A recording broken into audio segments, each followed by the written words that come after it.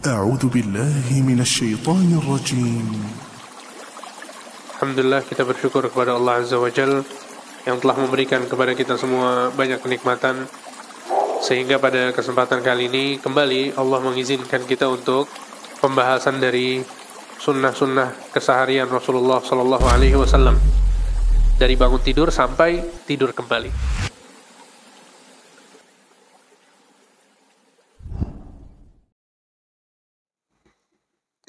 Bismillahirrahmanirrahim. Assalamualaikum warahmatullahi wabarakatuh.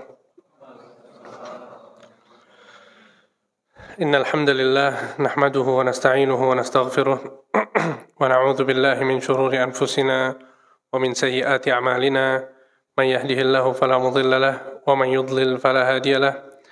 Ashhadu an la ilaha illallah wahdahu la syarika lahu wa ashhadu anna Muhammadan 'abduhu wa rasuluh sallallahu alaihi wa ala alihi wa ashabihi wa man tabi'ahum bi ihsanin ila yaumiddin, amma ba'd.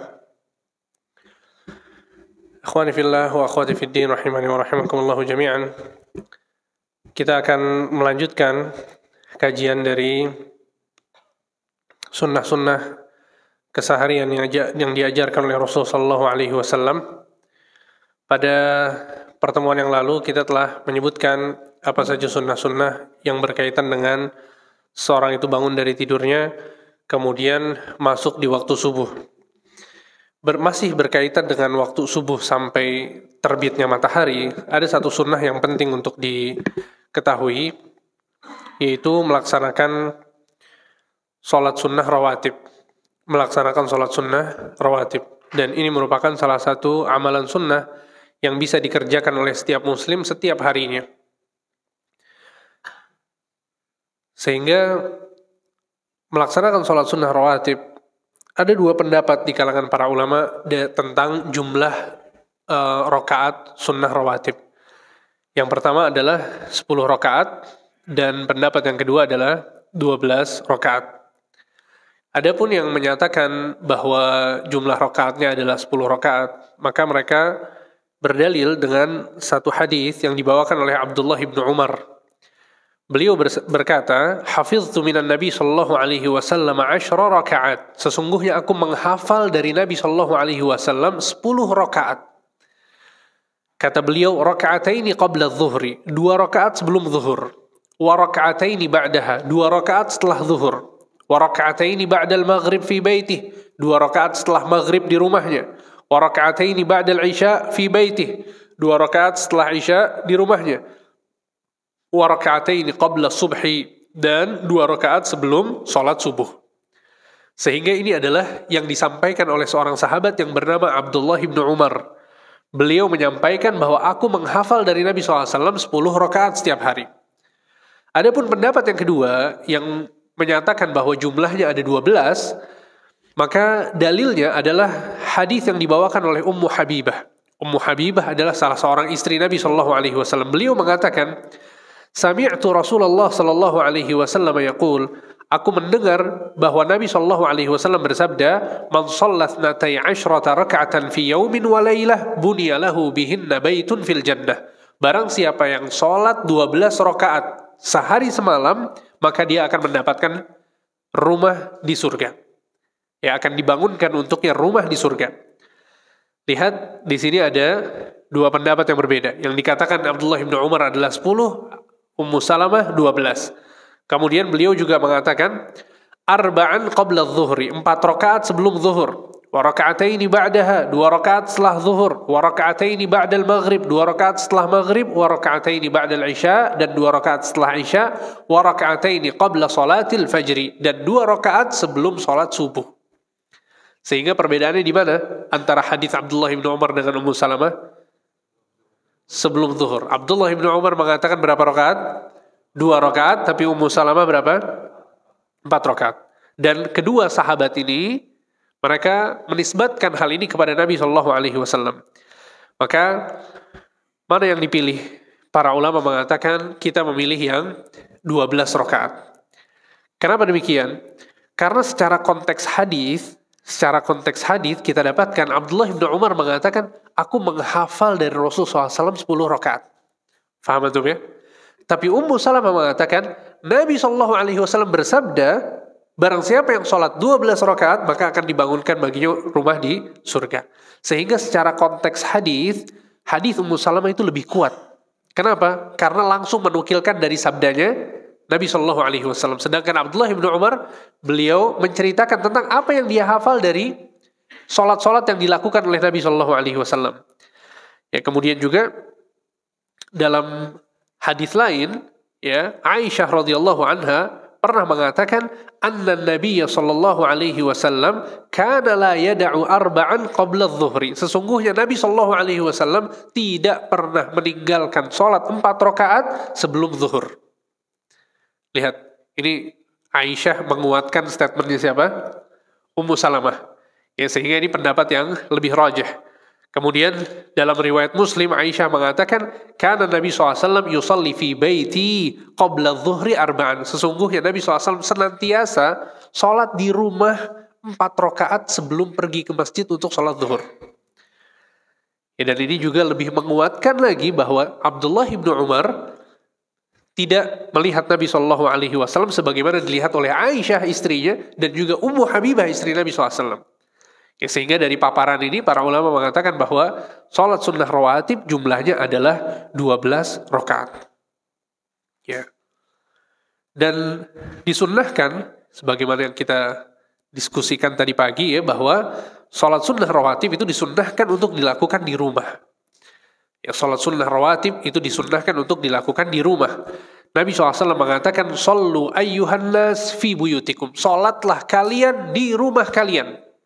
Ini perintah dari Nabi SAW.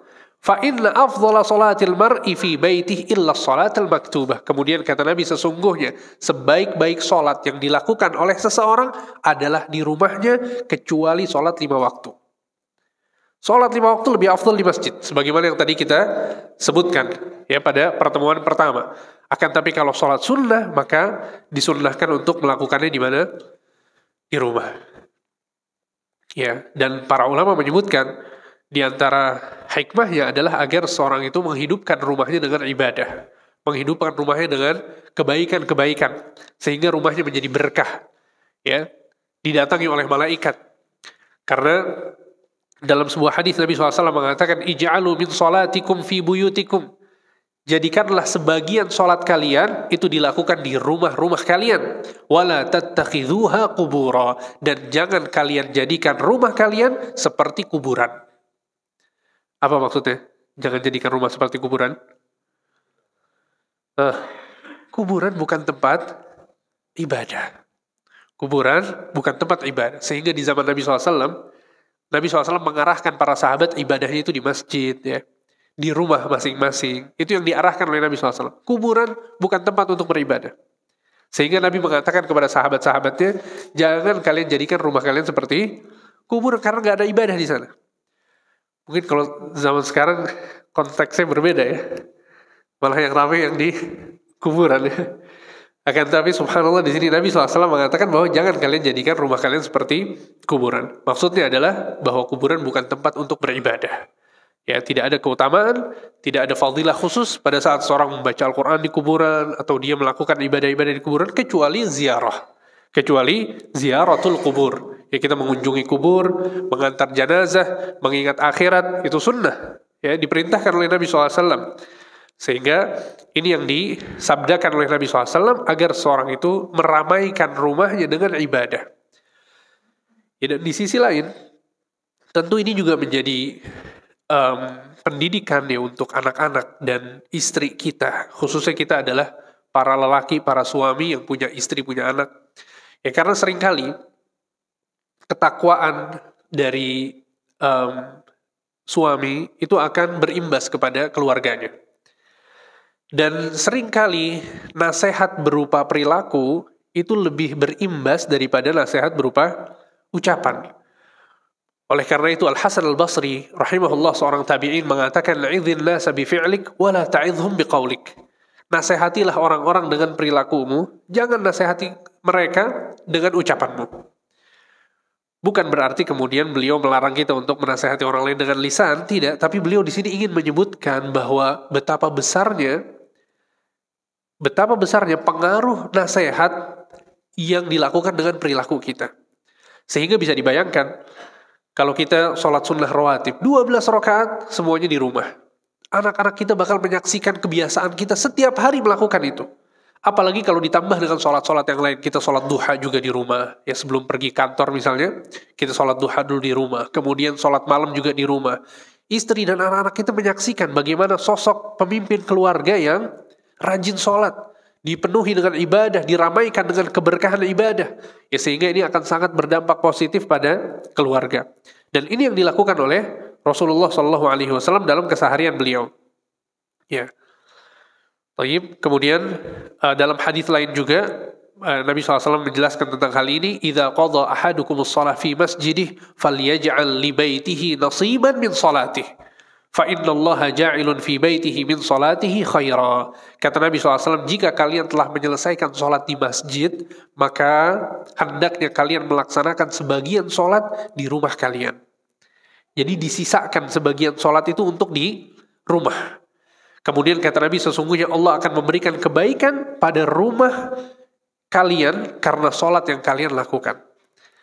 Ya, sehingga ini adalah sunnah dalam melaksanakan sholat sunnah rawatib. Kemudian, sholat sunnah rawatib yang paling afdol adalah 2 rakaat sebelum subuh.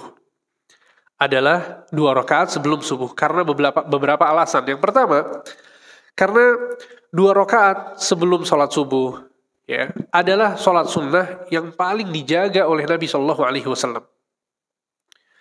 Aisyah radhiyallahu anha beliau mengatakan, lam yakun ala syai'in minan nawafil ashadda mu'ahadatan minhu ala raka'ataini qabla subhi.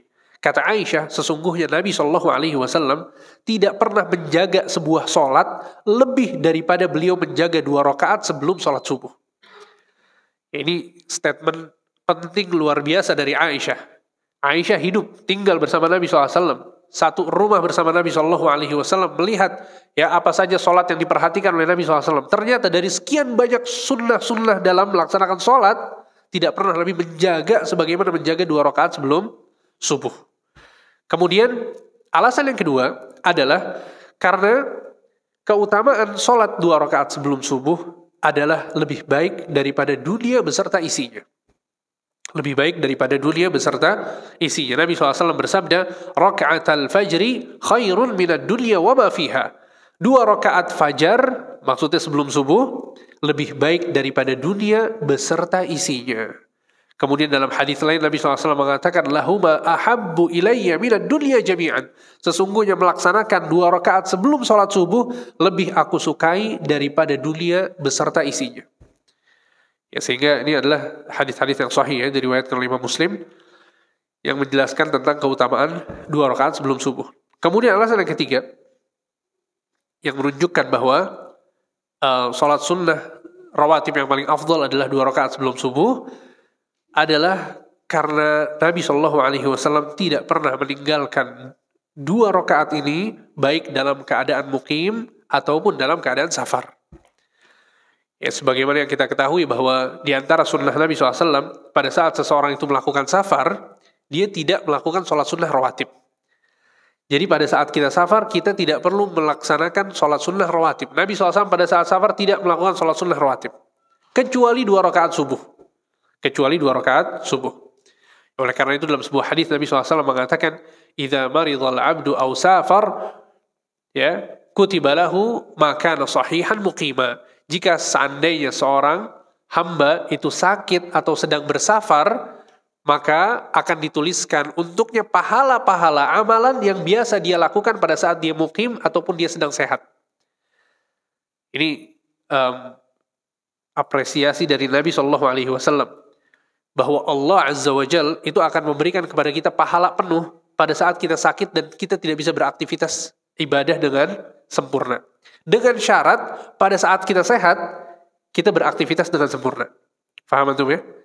Jadi kalau pada saat kita sehat, kita sering ke masjid, kemudian kita melaksanakan amalan-amalan sunnah, kemudian kita jatuh sakit dan tidak bisa melakukan amalan-amalan tersebut, tetap dihitung pahala oleh Allah. Ini salah satu bentuk ya kemuliaan dan kemurahan Allah Subhanahu wa taala untuk hamba-hambanya. Begitu juga pada saat safar. Kalau kita biasa melaksanakan sholat sunnah rawatib, saat safar kita tinggalkan, tetap kita mendapatkan pahala seakan kita melaksanakan sholat sunnah rawatib. Ya, seperti itu. Taib. Kemudian, itu tadi penjelasan tentang sholat sunnah rawatib dan tentu itu berlaku untuk di sholat-sholat yang tadi kita sebutkan ya. Di waktu subuh sebelumnya ada 2 rakaat, kemudian zuhur sebelumnya ada 4 rakaat, kemudian setelahnya ada 2 rakaat, kemudian maghrib setelahnya ada 2 rakaat, dan isya setelahnya ada 2 rakaat. Kemudian kita masuk ke waktu duha. Kita masuk ke waktu duha. Apa saja sunnah-sunnah yang berkaitan dengan waktu duha?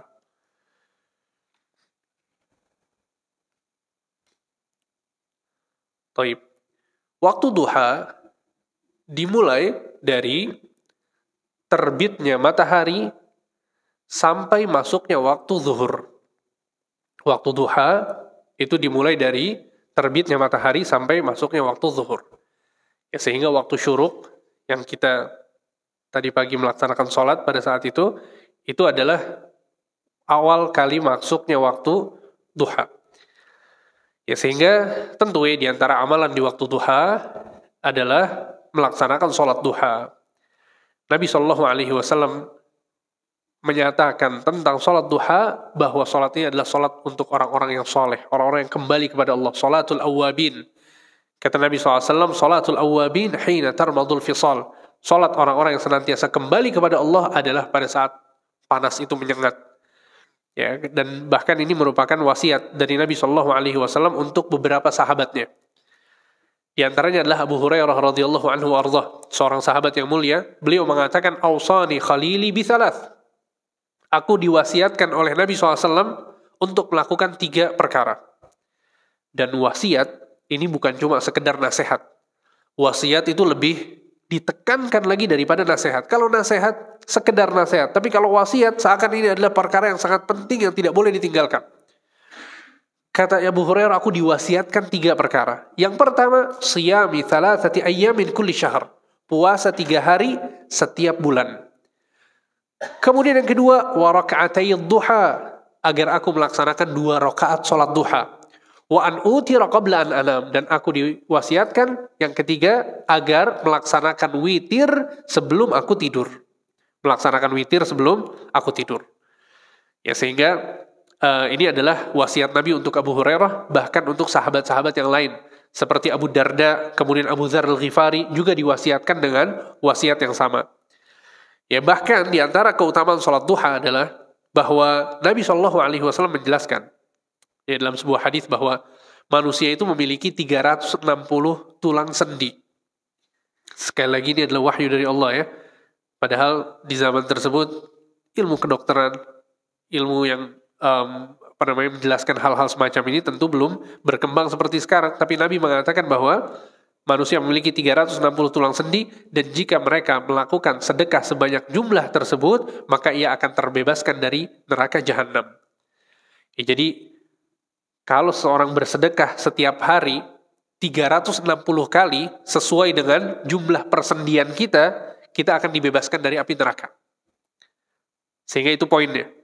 Nabi SAW mengatakan dalam sebuah hadis, "Innahu khuliqa kullu insanin min bani Adam ala sittina wa thalathmi'ah mifsal." Sesungguhnya setiap manusia diciptakan dengan memiliki 360 tulang sendi. Perhatikan baik-baik hadis ini. Kemudian kata Nabi, "Faman kabbarallah." Barang siapa yang bertakbir, wa hamidallah, bertahmid, wa hallalallah, bertahlil, wa sabbahallah, bertasbih, wa astaghfarallah, beristighfar, wa azala hajaran an tariqin nas, menyingkirkan batu yang ada di jalanan manusia, au syaukatan au azman an tariqin nas, atau menyingkirkan duri yang ada di jalanan manusia, wa amara bi ma'ruf, melakukan amar ma'ruf, au naha 'anil munkar, mencegah dari kemungkaran, adada tilka sittin wa thalathmi'as sulama fa innahu yamshi yawma idzin wa qad zahzaha nafsahu 'anil nar. Kalau dia melakukan itu semua sebanyak 360 kali, maka dia berjalan di hari tersebut dalam kondisi sudah terbebaskan dari api neraka.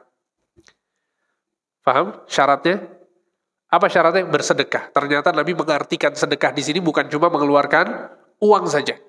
Tapi kalau kita bertakbir, bertasbih, amar ma'ruf, nahi mungkar, melakukan amalan-amalan soleh yang lain, bahkan menyingkirkan gangguan yang ada di jalanan manusia, itu juga terhitung sedekah. Kalau kita melakukannya sebanyak 360 kali, maka kita terbebaskan dari api neraka. Dalam hadis lain, Nabi mengatakan,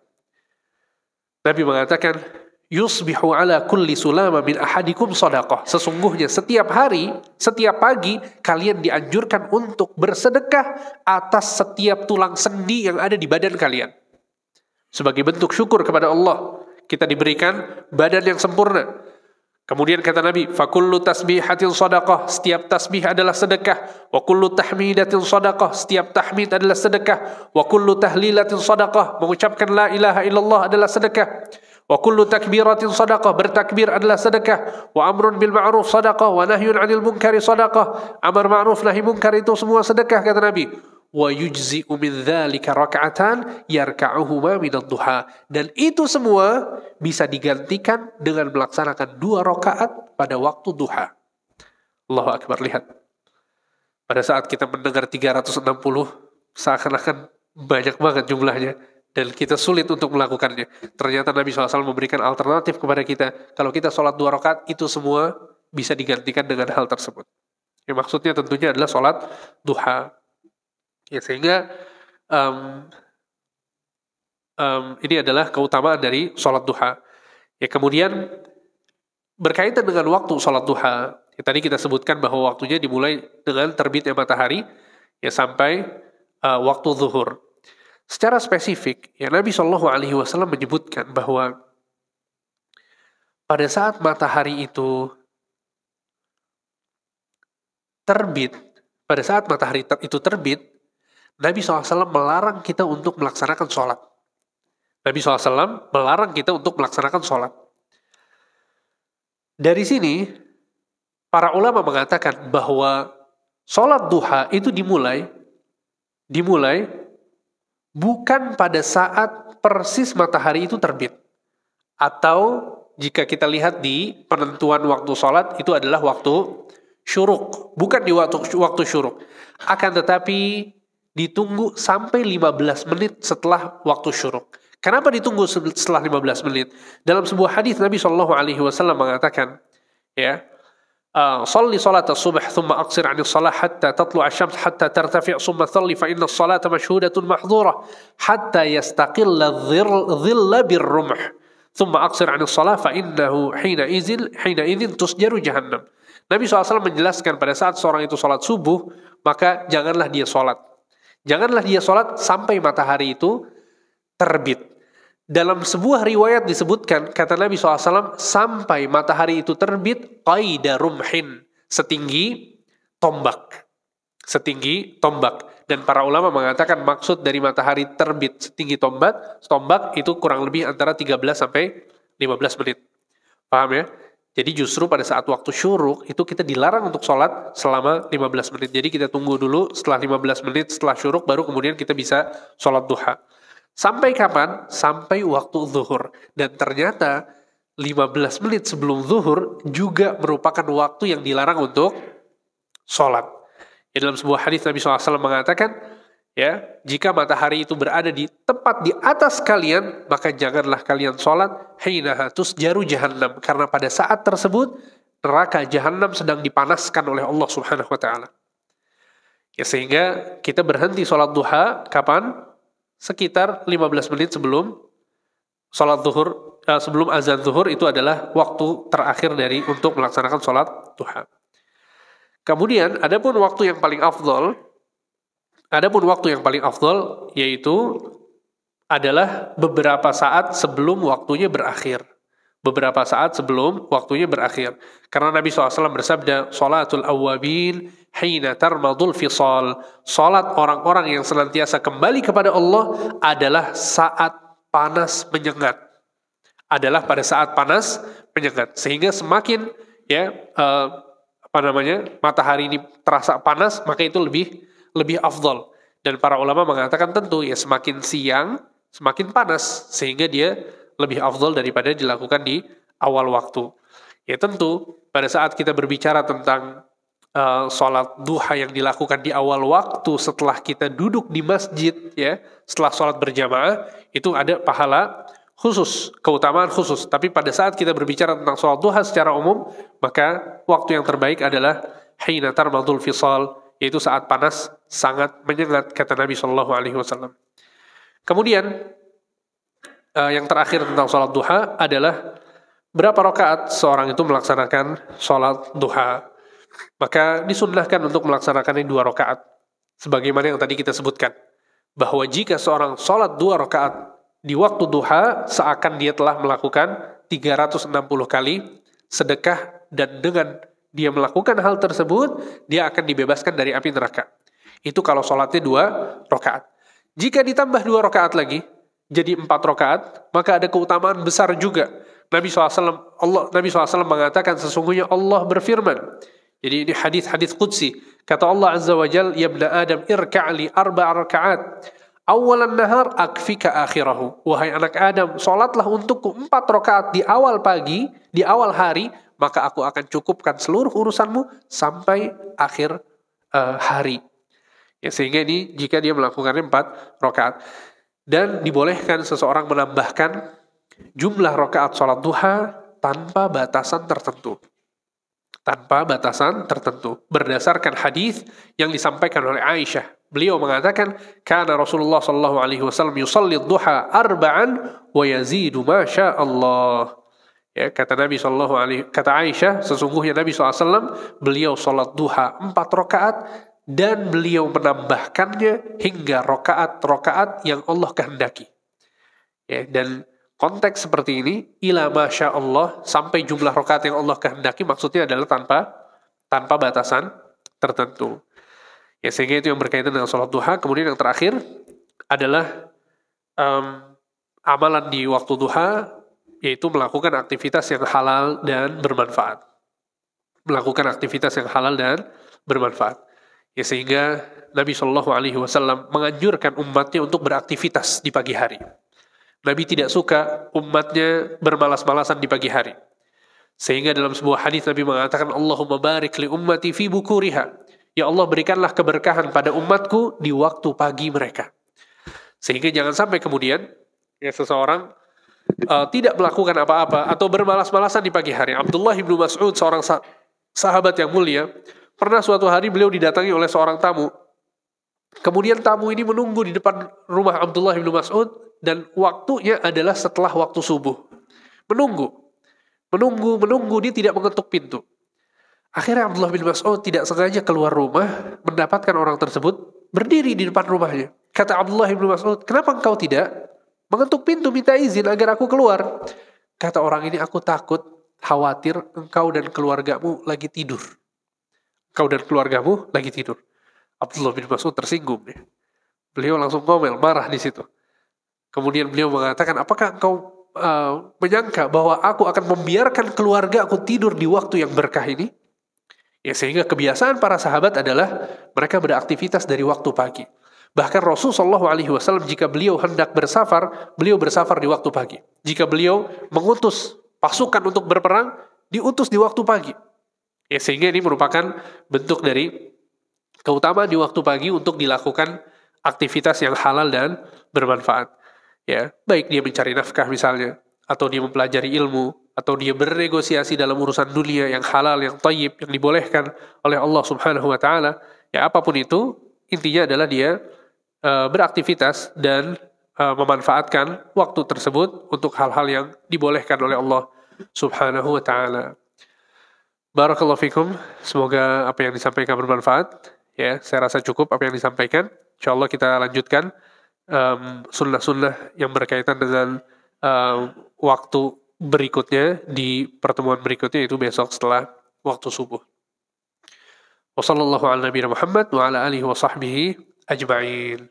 Kalau ada yang mau bertanya, ya saya persilahkan. Silakan Pak.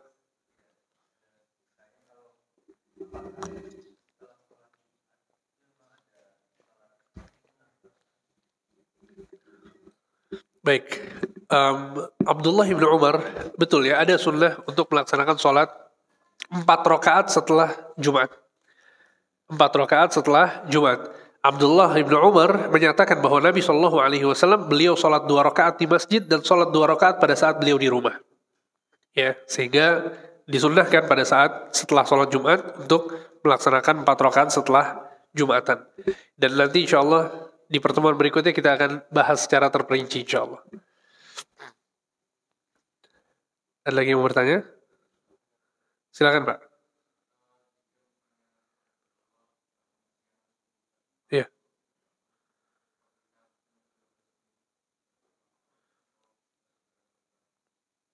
Baik. Barakallahu fikum.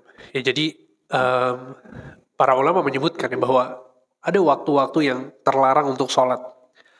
Dan waktu-waktu yang terlarang untuk sholat ini jumlahnya ada 5. Jumlahnya ada 5. Yang pertama adalah setelah subuh sampai terbit matahari. Yang kedua setelah asar sampai terbenam matahari. Baik. Kemudian yang ketiga, pada saat terbit matahari sampai matahari naik setinggi tombak yang tadi kita bahas. Kemudian yang keempat, pada saat matahari persis berada di atas manusia sampai dia tergelincir sedikit masuk waktu zuhur, maksudnya 15 menit sebelum zuhur. Kemudian yang kelima adalah pada saat matahari itu hendak terbenam sampai dia benar-benar terbenam. Jadi kalau kita ngelihat sunset di pantai, kemudian mataharinya itu mulai masuk ke laut, itu dilarang untuk sholat di situ sampai kapan? Sampai betul-betul dia turun dan terbenam. Ya, ini adalah 5 waktu yang dilarang. Dalil yang pertama dan yang kedua adalah Nabi mengatakan la salata ba'dal fajri hatta tatlu'a syams wa la salata ba'dal asri hatta taghruba syams. Tidak ada salat setelah subuh sampai matahari terbit dan tidak ada salat setelah asar sampai matahari terbenam. Adapun yang ketiga adalah hadis yang dibawakan oleh Abu Sa'id Al-Khudri. Beliau mengatakan sesungguhnya ada 3 waktu yang kita dilarang untuk sholat dan dilarang untuk menguburkan mayit kita. Kapan? 3 waktu yang tadi kita sebutkan. 15 menit setelah syuruk, 15 menit sebelum zuhur, dan 15 menit setelah 15 menit sebelum maghrib. Kenapa waktu-waktu tersebut dilarang? Ya, sebagian ulama menyebutkan bahwa di waktu pagi dan waktu sore, ya pada saat matahari itu hendak terbit atau terbenam, di situ orang-orang Majusi menyembah matahari. Menyembah matahari. Mereka mengagungkan matahari di 2 waktu tersebut. Sehingga secara spesifik Nabi SAW tidak mau kaum muslimin sama seperti orang-orang yang menyembah matahari. Adapun pada saat matahari persis di atas, kata Nabi, hinaha tusjaru jahannam. Pada saat itu matahari neraka jahanam sedang dipanaskan oleh Allah. Dan para ulama mengatakan bahwa waktu-waktu yang terlarang ini, sholat yang terlarang untuk dilakukan adalah sholat-sholat yang tidak memiliki sebab. Sholat-sholat yang tidak memiliki sebab. Kalau sholatnya ada sebabnya, maka dia dibolehkan untuk sholat. Apa contohnya ada sebabnya? Tahiyatul masjid. Dia masuk ke dalam masjid punya sebab untuk melakukan sholat. Sholat nggak masalah. Ya. Atau dia mau sholat istikharah misalnya. Ya. Ada keperluan penting, nggak bisa nunggu lagi, harus diputuskan secepatnya, maka dia sholat istikharah. Nggak masalah di waktu yang terlarang. Tapi kalau dia mau memperbanyak sholat, ya, ada sholat sunnah namanya sholat sunnah mutlaqah. Sholat sunnah mutlaqah adalah sholat tanpa sebab. Dan ini dibolehkan di dalam Islam. Nabi SAW mengatakan sholatul laili wan nahari mathna mathna. Sholat di siang hari, sholat di malam hari adalah 2 rakaat, 2 rakaat. Sholat apa? Bebas. Ya, antum lagi mau sholat, silahkan sholat. Nah, sholat yang semacam ini nggak boleh dilakukan di waktu-waktu yang terlarang. Sehingga kalau sholat yang punya sebab saja boleh, apalagi jika sholatnya adalah sholat wajib. Kalau kemudian dia tertidur, baru bangun di waktu dilarang yang sholat, tetap dia harus sholat. Ya. Bahkan dalam sebuah hadis Nabi SAW mengatakan, man nama an sholatin aw nasiyaha falyusalliha idza dzakaraha. Barang siapa yang lupa untuk melaksanakan sholat atau tidur sehingga dia tidak melaksanakan sholat, maka hendaknya dia melaksanakan sholat pada saat dia teringat atau bangun dari tidurnya. Seperti itu ya. Wallahu a'lam.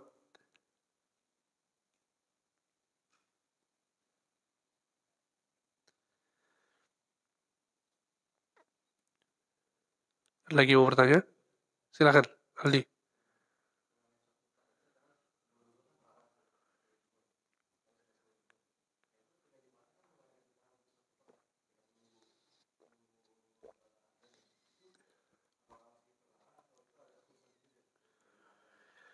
Baik. Sebelum Jumat, maksudnya tahiyatul masjid mungkin? Nggak ada. Jadi mungkin sebagian masyarakat ya mengira bahwa sebelum sholat Jumat itu ada sholat rawatib, ya sholat rawatib, sehingga mereka melaksanakan 2 rakaat sebelum Jumat. Kita katakan yang pertama bahwa jika kita maksudkan dengan rawatib tersebut adalah rawatib yang menggantikan zuhur, maka seharusnya itu dilakukan kapan? Sebelum azan atau setelah azan? Harus setelah azan. Paham ya? Sehingga Jumat itu memiliki kekhususan yang berbeda dengan zuhur. Memang benar bahwa pada saat kita sholat Jumat, kita nggak perlu lagi sholat zuhur. Ya kan? Tapi ada hukum-hukum yang berbeda. Di antaranya adalah masalah rawatib. Ya, sehingga pada saat seseorang masuk ke masjid, ya sebentar lagi mau azan Jumat misalnya, azan zuhur gitu ya, azan waktu Jumat, maka boleh dia sholat 2 rakaat karena dia ingin apa? Sholat tahiyatul masjid. Ya, sholat tahiyatul masjid. Dan juga ada, subhanallah, kita ngomongin masalah sholat 2 rakaat sebelum Jumat, saya jadi teringat satu hal yang banyak tersebar di masyarakat yang mereka salah melakukannya. Kekeliruan yang ringan tapi kemudian banyak dilakukan oleh sebagian masyarakat, bahwa pada saat dia masuk masjid kondisinya azan, khatib sudah berdiri assalamualaikum warahmatullahi wabarakatuh, kemudian duduk dan azan, dia masuk ke dalam masjid. Yang banyak dilakukan oleh masyarakat kita kaum muslimin adalah mereka berdiri menunggu sampai azannya selesai. Betul tidak? Azannya selesai baru kemudian sholat 2 rakaat dan duduk ikut mendengarkan khutbah. Maka di sini ada 2 pilihan sebetulnya. Coba kita analisa bersama ya. Yang pertama, dia menunggu azan, menjawab azan, dan itu adalah sunnah sebagaimana yang kita sebutkan tadi. Tapi konsekuensinya adalah dia akan tertinggal sebagian dari khutbah. Paham ya? Atau pilihan yang kedua adalah dia mendengarkan seluruh khutbah, akan tetapi tidak menjawab azan. Mana yang antum pilih? Kita mau jawab azan atau dengarkan khutbah? Ada yang jawab azan atau khutbah aja? Kenapa kita pilih khutbah? Khutbah wajib. Bukan cuma wajib ya kawan. Nabi SAW mengatakan, man massal hasa faqad lagha. Barang siapa yang menyentuh kerikil, tidak ada pahala baginya. Cuma menyentuh kerikil. Makanya sebagian ulama mengatakan, kalau kita lagi dengarkan khatib khutbah, jangan berkata apapun. Walaupun menegur orang lain yang sedang bicara. Jangan. Kita fokus mendengarkan khutbah. Ya, karena tentu jika ada sesuatu yang memang diharuskan, ya kemaslahatan atau berkaitan dengan mudarat, apalagi untuk DKM ya, mungkin mic-nya rusak dan lain sebagainya, itu harus dilakukan ya. Tentu jangan salah paham ya. Hal-hal yang semacam itu tentu boleh dilakukan. Ini darurat, ya hajat yang harus dilakukan. Tapi kalau sifatnya adalah sesuatu yang bisa kita tinggalkan, ya apalagi hal-hal yang berkaitan dengan lihat handphone, lihat jam, ngotak-ngatik ini, ambil dompet dan lain sebagainya, maka jangan pernah dilakukan. Fokus untuk mendengarkan khutbah. Ya sehingga pada saat kita masuk ke masjid dalam kondisi sedang azan, kita langsung sholat. Walaupun azan sedang berkumandang. Tentu kita tidak melakukan ini di waktu-waktu yang lain ya, pada saat maghrib, zuhur dan lain sebagainya, kita dengerin azan, menghormati azan, kita jawab azan. Tapi kalau di Jumatan, maka kita langsung sholat supaya kita bisa mendapatkan khutbah khatib seperti itu. Betul, itu juga dilema ya. Itu juga satu dilema. Ya makanya ini tugas para DKM masjid yang punya wewenang ya, bahwa hal-hal yang kaitannya dengan keropak dan lain sebagainya itu nggak layak untuk dilakukan. Tidak layak untuk dilakukan. Dan masalahnya bukan masalah norma, etika, adab. Ya ini hadis Nabi SAW.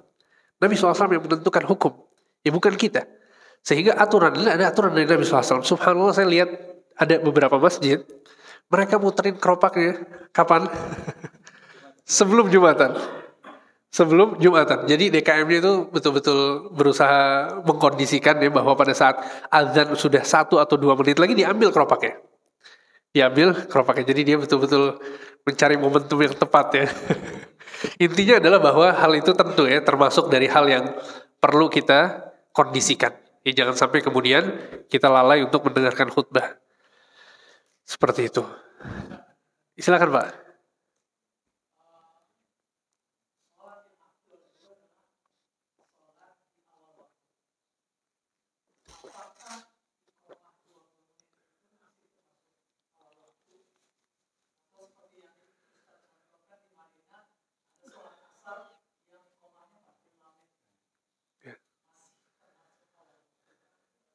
Baik.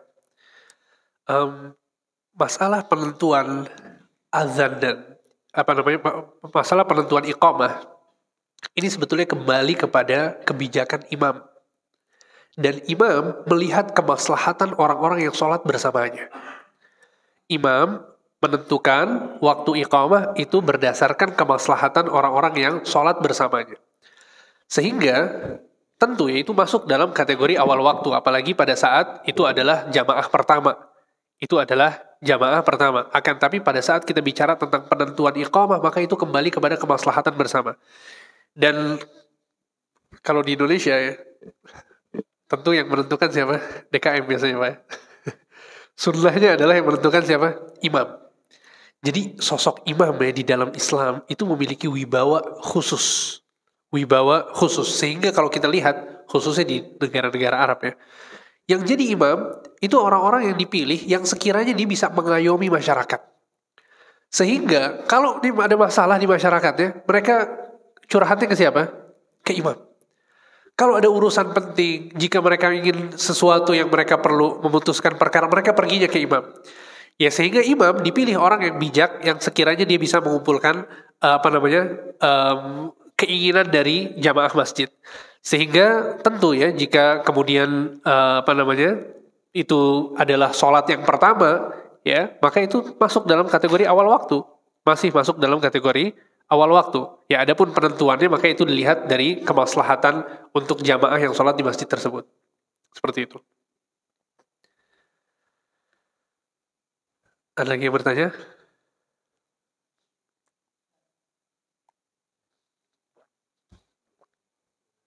Silakan Pak.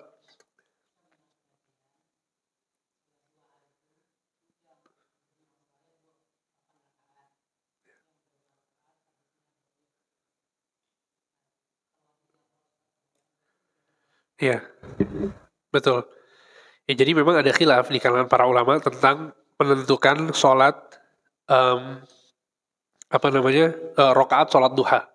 Ya, ada khilaf di kalangan para ulama. Sebagian ulama menyatakan bahwa yang paling banyak adalah 8 rokaat. Ya, akan tapi konteks hadis yang saya sebutkan ini adalah hadis yang sahih yang diriwayatkan oleh Imam Muslim, dan Aisyah radhiyallahu anha beliau menyebutkan bahwa Nabi SAW sholat duha 4 rakaat wa yazidu masya Allah, dan beliau menambahkannya hingga rakaat yang Allah kehendaki. Ya, hingga rakaat yang Allah kehendaki. Walaupun secara kontekstual di sini Aisyah tidak mengatakan bahwa tanpa batas. Ya, tentu kalau dikatakan tanpa batas ini menjadi konteks yang sangat tegas. Ya, bisa jadi para ulama akan sepakat tentang hal ini. Akan tapi Aisyah di sini mengatakan hingga rakaat yang Allah kehendaki, dan difahami oleh sebagian ulama bahwa maksud dari konteks perkataan ini menambahnya hingga rakaat yang Allah kehendaki adalah tanpa batas. Seperti itu. Wallahu a'lam. Ada lagi yang mau bertanya? Atau kita cukupkan? Baik. Jika tidak ada, kita cukupkan sampai di sini. InsyaAllah besok pagi ba'da subuh ya kita lanjutkan lagi sunnah-sunnah yang lain yang semoga bisa bermanfaat dalam keseharian kita, apalagi dalam bulan Ramadan. Barakallahu fikum. InsyaAllah kita bertemu lagi sekali lagi, dan semoga apa yang disampaikan bermanfaat. Kita tutup dengan doa kafaratul majlis. Subhanakallahumma wa bihamdika asyhadu an la ilaha illa anta astaghfiruka wa atubu ilaik. Wassalamualaikum warahmatullahi wabarakatuh.